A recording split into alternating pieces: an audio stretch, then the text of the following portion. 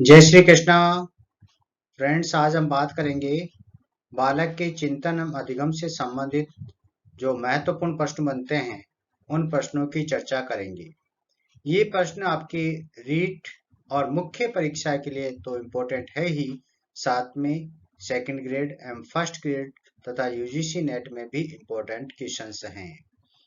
मैं अपेक्षा करता हूं कि ये प्रश्न आपके लिए बहुत ही लाभदायक होंगे, लाभकारी होंगे और आपके उद्देश्य पूर्ति में सहायक होंगे। आप इस चैनल को अधिक से अधिक लाइक करें, शेयर करें, सब्सक्राइब करें। आपके द्वारा दी गई जो मोटिवेशन है वो हमारे लिए बहुत ही उपयोगी रहेगी, बहुत ही महत्वपूर्ण रहेगी। चलिए हम बात करते हैं। पहला प्रश्न, आप अपने पास पेन और कॉपी रखिए। आप उन प्रश्नों को स्वयं आंसर लगाइए, उसके बाद हम भी आपको आंसर बताएंगे तो आप देखिएगा कितने आपके आंसर सही हैं, कितने आपके आंसर गलत हैं। और नीचे कमेंट्स बॉक्स में कमेंट डाल करके बताइएगा आपके इन 30 प्रश्नों में से कितने प्रश्न बिल्कुल सही हैं। चलिएगा, पहला प्रश्न, कक्षा में बालक के समक्ष कोई समस्या यकायक आती है तो प्रारंभ हो जाता है। यदि किसी बालक के सामने कोई समस्या आती है तो उसके सामने क्या प्रारंभ होता है? समाधान आता है, चिंतन आता है, चिंता आती है, अवलोकन आता है। बताइए दोस्तों, आपका सही आंसर क्या है? दिमाग में रखिए, अपना कॉपी पे नोट कीजिए। तो सही आंसर है इसका चिंतन। जब कभी भी किसी बालक के सामने अचानक कोई समस्या आती है तो चिंतन प्रारंभ होता है। नेक्स्ट क्वेश्चन है, अध्यापक ने बालक से कहा, राम, आज शाम मैं तुम्हारे घर आऊंगा। शाम को तुम्हारे घर आऊंगा, तो इससे राम को प्रारंभ होती है। राम को खुशी होती है, राम को गम होता है कि गुरुजी आएंगे, आज तो शिकायत करेंगे। चिंतन होता है, कुछ नहीं होता। बताइए सही आंसर कौन सा है? चिंतन। बालक किसी व्यक्ति के व्यवहार को बार बार अवलोकन करके उसके बारे में एक राय बनाता है। यह किसका उपकरण या साधन है? वापिस सुनिएगा। बालक किसी व्यक्ति के व्यवहार को बार बार अवलोकित करके उसके बारे में जो एक राय बनाता है, इस राय को किस उपकरण या कौन सा ये साधन है? अवधारणा मानचित्र है, ज्ञान संरचनावाद है, चिंतन है, अन्वेषण है। बताइए सही आंसर बताइए। सही आंसर है चिंतन। तो मित्रों, आपके तीनों प्रश्न सही होंगे, ये अपेक्षा है। नेक्स्ट है,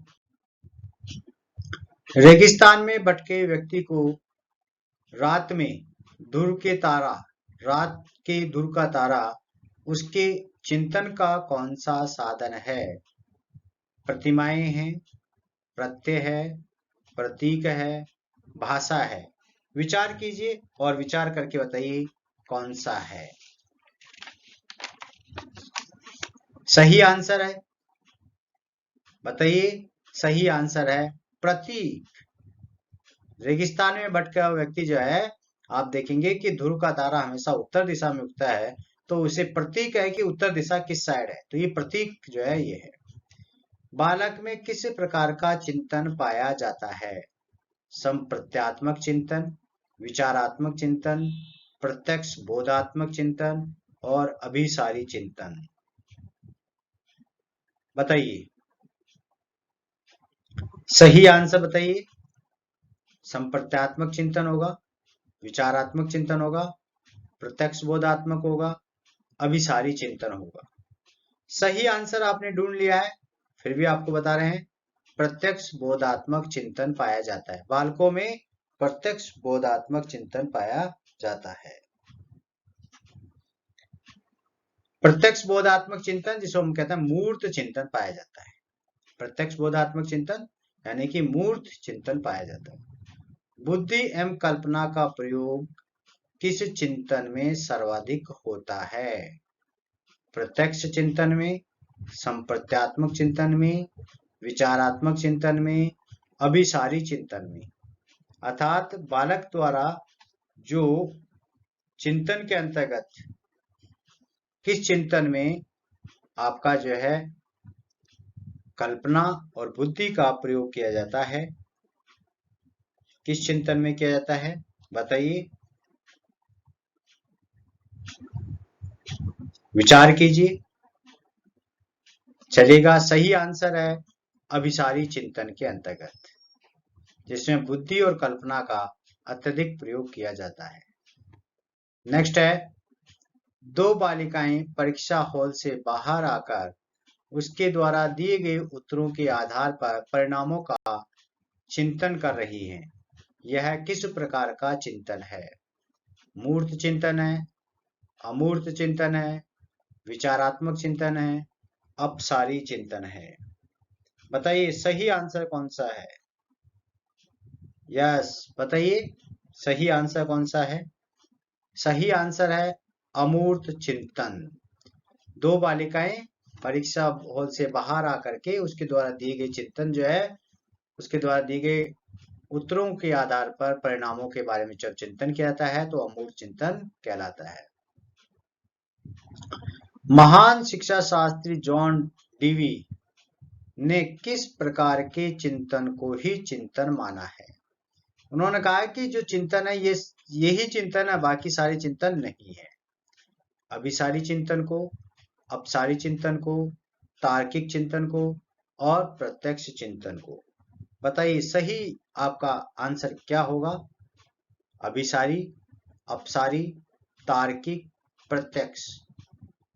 तो फ्रेंड्स सही आंसर है तार्किक चिंतन। तार्किक चिंतन को जो है उन्होंने कहा है कि यही चिंतन है, बाकी कोई चिंतन नहीं।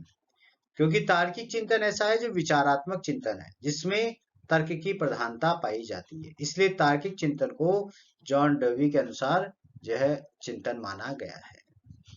एक बालक गणित का प्रश्न हल करते समय किस प्रकार के चिंतन का उपयोग करता है? वापिस पढ़िएगा। एक बालक गणित का प्रश्न हल करते समय किस प्रकार के चिंतन का उपयोग करता है? प्रत्यक्ष चिंतन का, अप्रत्यक्ष चिंतन का, तार्किक चिंतन का, कोई नहीं। यस, विचार कीजिए मित्रों, आपका सही आंसर कौन सा होगा? आपने लिख लिया है, सही आंसर है तार्किक चिंतन। तार्किक चिंतन जो है गणित के प्रश्नों को हल करने में तार्किक चिंतन का महत्वपूर्ण योगदान है। नेक्स्ट है, एक चरवाहा अपने जानवरों को तालाब में पानी पिलाने ले गया। सभी जानवर तालाब में बैठ गए। वह उन्हें निकालने के लिए चिंतन कर रहा है। उसके द्वारा कौन सा चिंतन किया जा रहा है? तार्किक चिंतन, सृजनात्मक चिंतन, क्रांतिक चिंतन, अमूर्त चिंतन। बताइए कौन सा चिंतन किया जा रहा है?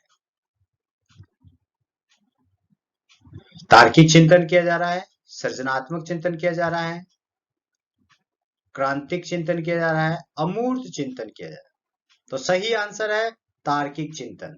तो मित्रों आपका सही आंसर है तार्किक चिंतन, जिसमें बालक स्वयं समस्या खोजता है और उसका हल ज्ञात करता है। यह किस प्रकार का चिंतन होगा? ऐसा कौन सा चिंतन है जिसमें समस्या की खोज भी बालक करता है और हल भी स्वयं खोजता है? तो अभिसारी चिंतन है, अपसारी चिंतन है, सृजनात्मक चिंतन है, अमूर्त चिंतन है। बताइए सही आंसर कौन सा है? सही आंसर बताइए, प्रयास कीजिए, सही आंसर कौन सा है? आपका सही आंसर है सृजनात्मक चिंतन। सही आंसर है सृजनात्मक चिंतन। नेक्स्ट है, एक ही बिंदु पर अपने चिंतन को केंद्रित किया जाता है तो वह चिंतन कहलाता है। एक ही बिंदु पर अपने चिंतन को केंद्रित किया जाता है तो वह चिंतन कहलाता है। अभिसारी चिंतन, अपसारी चिंतन, सृजनात्मक चिंतन। मित्रों, जब हम किसी पाठ को पढ़ते हैं, किसी थ्योरी को पढ़ते हैं, किसी विषय को पढ़ते हैं, उस समय हमें लगता है कि हमें सब कुछ याद हो रहा है। जब हम प्रश्नों को हल करते हैं, तब हमारे वास्तविक ज्ञान की परख होती है। तब हमें लगता है कि सही आंसर, आपको कई बार ऐसा लगता होगा कि ये भी हो सकता है, ये भी हो सकता है, ये भी हो सकता है, लेकिन इसमें सही आंसर बताइए, सही आंसर कौन सा है? एक ही बिंदु पर अपने चिंतन को केंद्रित किया जाता है तो वह चिंतन कहलाता है। तो वह चिंतन कौन सा होगा बताइए? अभिसारी, अपसारी, सृजनात्मक, कौन सा चिंतन है? सही आंसर है अभिसारी चिंतन। नेक्स्ट है, अभिसारी चिंतन का प्रतिपादन किस विद्वान द्वारा किया गया? अभिसारी चिंतन का प्रतिपादन किस विद्वान के द्वारा किया गया? यस, अभिसारी चिंतन का प्रतिपादन किस विद्वान के द्वारा किया गया? पॉल गिलफोर्ड के द्वारा, नोवाक के द्वारा, रोसर्स के द्वारा और गगने के द्वारा। किसके द्वारा किया गया? सही आंसर है पॉल गिलफोर्ड द्वारा। रीट परीक्षा के समय प्रश्न पत्र किस चिंतन से संबंधित होता है? जब आप रीट का परीक्षा में के अंतर्गत बैठ करके प्रश्न पत्र देखेंगे और जब चिंतन करेंगे तो यह किस प्रकार के चिंतन होगा? ये सृजनात्मक चिंतन है, अपसारी चिंतन है, अभिसारी चिंतन है, तार्किक चिंतन। बताइए मित्रों, सही आंसर है अभिसारी चिंतन। कि जब आप रीड फॉर एग्जाम्पल कोई भी आप ऐसा एग्जाम्पल या कोई भी एग्जाम दे रहे हो जिसमें वस्तुनिष्ठ प्रकार के प्रश्न आएंगे, वो अभिसारी चिंतन से संबंधित होते हैं। किस प्रकार के चिंतन में मस्तिष्क विप्लवन होता है? यानी मस्तिष्क का प्रसार विकास किस में होता है? अभिसारी चिंतन में, अपसारी चिंतन में, विचारात्मक चिंतन में? कोई नहीं। अभिसारी चिंतन में, अपसारी चिंतन में, विचारात्मक चिंतन में? कोई नहीं। बताइए सही आंसर, आप बताइए सही आंसर आपके दिमाग में आ रहा है, वो बिल्कुल सही है और वो है अपसारी चिंतन। अपसारी चिंतन जो है, इसमें क्या है? मस्तिष्क का विप्लवन होता है, यानी कि ब्रेन स्टॉर्मिंग होती है, क्योंकि बहुत सारे चीजों को लेकर के जनरलाइजेशन किया जाता है। नेक्स्ट है, विशिष्ट से सामान्य की ओर, विशिष्ट से सामान्य की ओर किस प्रकार का चिंतन है? जब कभी आप विशिष्ट, यानी विशिष्ट का मतलब हो गया जैसे उदाहरण से लेकर के और सामान्य की ओर जा रहे हैं, तो ये किस प्रकार का चिंतन है? ये किस प्रकार का चिंतन है? जब आप उदाहरणों से लेकर के और जा रहे हैं कहां पर? सिद्धांतों की ओर जा रहे हैं, विशिष्ट से सामान्य की ओर जा रहे हैं, तो ये किस प्रकार का चिंतन है? अपसारी चिंतन है। यहाँ पर यदि आप नियम से सिद्धांतों की ओर जा रहे होते हैं, तब आपका अभिसारी चिंतन कहलाएगा। नेक्स्ट है, ज्ञान व्यक्ति का कौन सा पक्ष है? बाहरी पक्ष है, आंतरिक पक्ष है, दोनों है, दोनों में से कोई नहीं है? बताइए ज्ञान व्यक्ति का कौन सा पक्ष है?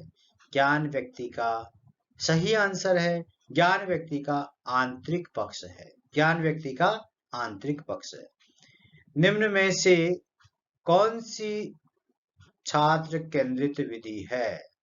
ज्ञान संरचनावादी, मानचित्र अवधारणा, अनुभविक अधिगम, अन्वेषण, उपरोक्त सभी? बताइए बेटा कौन सा आपका सही है? मित्रों सही आंसर है हमारा उपरोक्त सभी। नेक्स्ट चलेंगे, रचनावादी उपागम में 6 तत्वों का उल्लेख किस सिद्धांतकार द्वारा किया गया? जो रचनावादी उपागम है उसमें 6 तत्वों का उल्लेख किस विद्वान द्वारा किया गया? गेगनो और कोल्ले के द्वारा, गुड्डे हट के द्वारा, ऑकबर्न के द्वारा, उपरोक्त में से कोई नहीं? बताइए सही आंसर कौन सा है आपका? सही आंसर आपके मस्तिष्क में आ गया है, आपने विचार कर लिया है क्योंकि आपने पहले पढ़ा हुआ है। तो सही आंसर आपका गैगनो और कोल्ले के द्वारा। इन्होंने 6 तत्वों का उल्लेख किया है। किसके द्वारा? गैगनो और कोल्ले के द्वारा इन्होंने 6 तत्वों का उल्लेख किया है। नेक्स्ट और महत्वपूर्ण प्रश्न है संज्ञानात्मक निर्मितवाद, जिसे हम बोलते हैं ज्ञान संरचनावाद, का संबंध किस विद्वान से है? वाइगोस्की, जीन पियाजे, जेरोम ब्रूनर, सभी। विचार कीजिए सही आंसर कौन सा है। सही आंसर का आप बताइए, मस्तिष्क में सोचिए, चिंतन कीजिए कि आपका सही आंसर कौन सा है। सही आंसर कौन सा है? संज्ञानवाद, ज्ञान संरचनावाद, बताइए।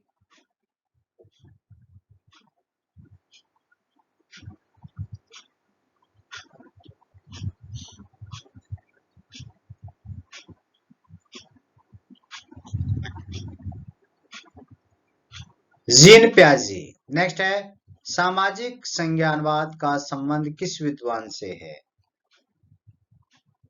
सामाजिक संज्ञानवाद का संबंध किस विद्वान से है? जीन प्याजे से है, जेरोम ब्रूनर से है, वाइगोस्की है, कोई नहीं। विचार कीजिए मित्रों, सही आंसर आपको आ रहा है, आप कंफ्यूज मत होइए, आपके मस्तिष्क में जो आ रहा है उसका आप आंसर दीजिए। आपका है सही आंसर है वाइगोस्की। वाइगोस्की का संबंध सामाजिक संज्ञानवाद से है, जबकि आपका संज्ञानात्मक निर्णयवाद का संबंध जीन प्याजे से है। त्रिजीय निर्मितवाद का संबंध किस विद्वान से है? त्रिजीय निर्मितवाद का संबंध किस विद्वान से है? जेरोम ब्रूनर, जीन पियाजे, बर्टन, वाइगोस्की। बताइए सही आंसर आपके मस्तिष्क में आ रहा है। कंफ्यूज नहीं होना है, क्योंकि आपको लग रहा है कि जेरोम ब्रूनर भी हो सकता है, वाइगोस्की भी हो सकता है, बर्टन भी हो सकता है, जीन पियाजे भी हो सकता है। सही आंसर आपका है जेरोम ब्रूनर। बिल्कुल सही आंसर आपने सोचा था। त्रिजीय निर्मितवाद का संबंध जेरोम ब्रूनर से ही है। नेक्स्ट है अवधारणा मानचित्र के प्रवर्तक कौन है? अवधारणा मानचित्र के प्रवर्तक कौन है? अवधारणा मानचित्र ये एक ऐसी विधि है जिसमें बालक चिंतन करता है और अधिगम करता है। विस्तृत विषय सामग्री को एक रेखा चित्र के माध्यम से जब प्रस्तुत किया जाता है तो यह अवधारणा मानचित्र कहलाता है। और इसके प्रणेता कौन है? प्रणेता है नोवाक, एडलर, ब्रूनर, सभी। तो सही आंसर कौन सा है? यस, बिल्कुल आपके मित्रों दिमाग में सही आंसर आया है। सही आंसर है नोवाक। नोवाक जो है ये अवधारणा मानचित्र के प्रवर्तक है। नेक्स्ट है मानचित्र निरूपण अधिगम के किस सिद्धांत पर आधारित है? मानचित्र निरूपण अधिगम के किस सिद्धांत पर आधारित है? आशुबेल के अधिगम सिद्धांत पर, पावलोव के अधिगम सिद्धांत पर, उपरोक्त दोनों, उपरोक्त में से कोई नहीं। तो सही आंसर आपके दिमाग में आ गया है। सही आंसर है आशुबेल के अधिगम सिद्धांत। आशुबेल के अधिगम सिद्धांत। तो आशुबेल के अधिगम सिद्धांत के द्वारा जो है इसको बनाया गया है। नेक्स्ट है एक व्यक्ति अपने गंतव्य पर जाने के लिए विभिन्न साधनों का इंतजार कर रहा है। वह किस विधि का उपयोग अपना रास्ता चयन करने के लिए करेगा? यानी कि उसे अपने गंतव्य स्थान पर जाना है। अब वह इंतजार कर रहा है कि वह कैसे पहुंचे, किस साधन से जाए और किस तरफ से जाए। तो आप बताइए, विचार कर लिया आपने? ज्ञान संरचनावाद, अन्वेषण, अवधारणा, कोई नहीं। यस, बताइए।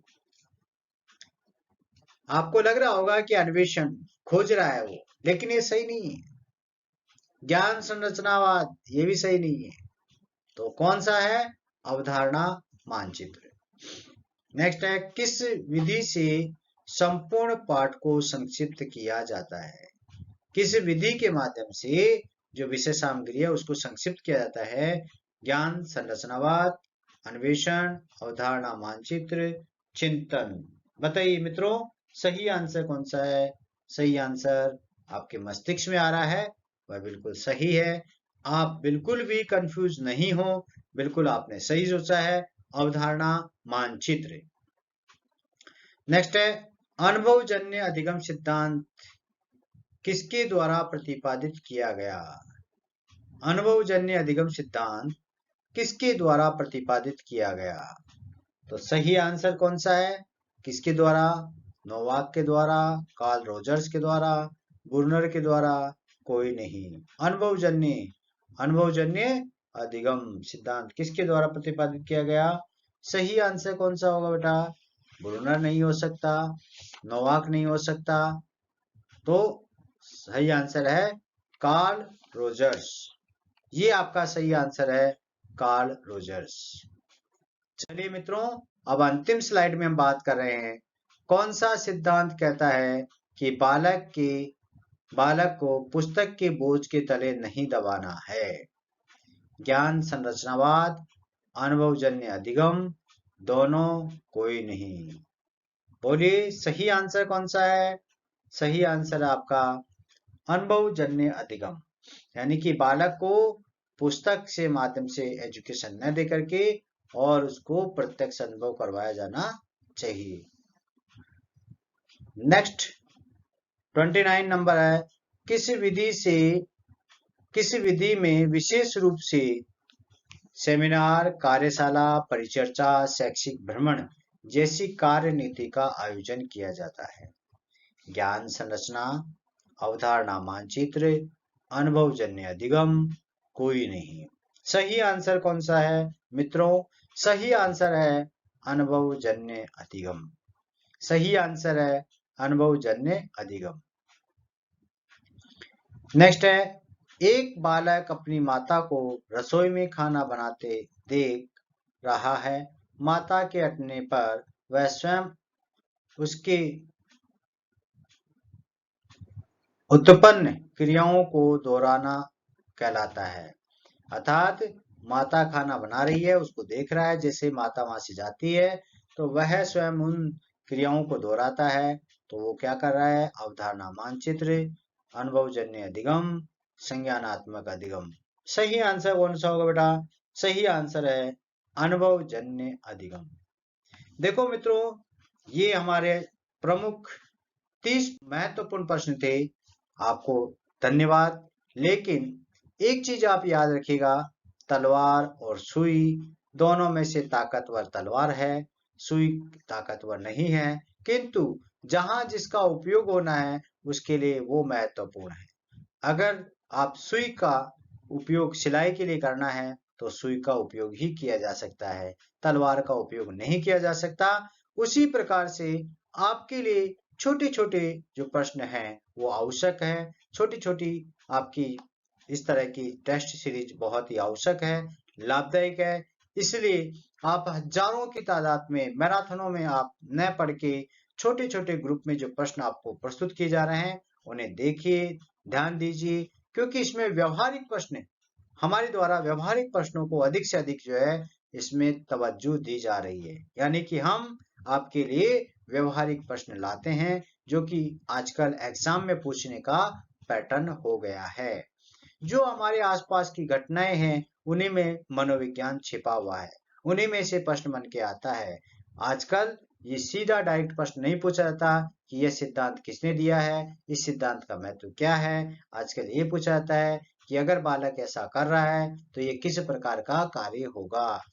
तो हम आपसे अनुरोध करते हैं कि छोटे छोटे जो 1 वीक सीरीज आपकी डाली जा रही है, जो आपको टॉप 20, टॉप 30, टॉप 10, टॉप 11, 15 इस तरह की जो सीरीज डाली जा रही है उसे आप देखिए और अपने आप का मूल्यांकन कीजिए। जहां कहीं भी आपको कमी नजर आ रही है उस कमी को दूर कीजिए और आपके प्रश्न कितने सही होते हैं कमेंट्स बॉक्स में डालिए। और भी कोई अगर आप सुधार करना चाहते हैं, कोई प्रश्न आप रखते हैं, कोई प्रश्न का पूछना चाहते हैं, तो आप कमेंट्स बॉक्स में डाल दीजिए। वहां से हम आपके प्रश्नों का उत्तर देते रहेंगे।